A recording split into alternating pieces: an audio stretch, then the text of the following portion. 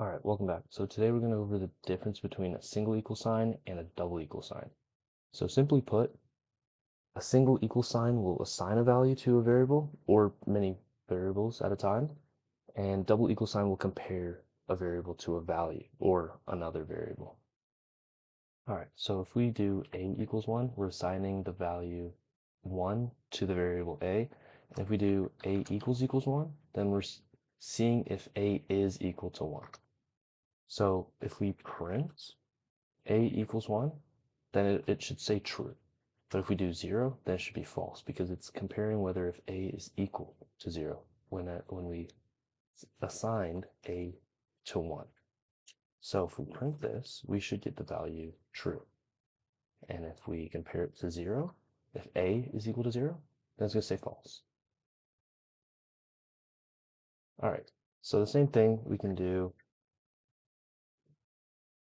something like if a is equal to 1, then print a equals 1. A is equal to 1. So it will do this, but if it's not, such as this, then it won't print anything at all in this next one.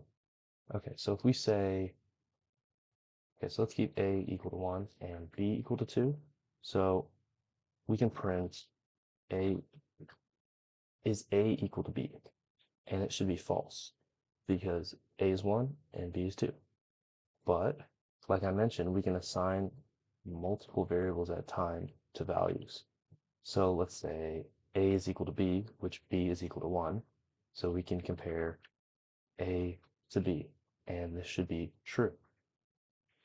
All right, so that should cover everything for the difference between a single equal sign and a double equal sign. So thank you for watching, and hopefully you learned something.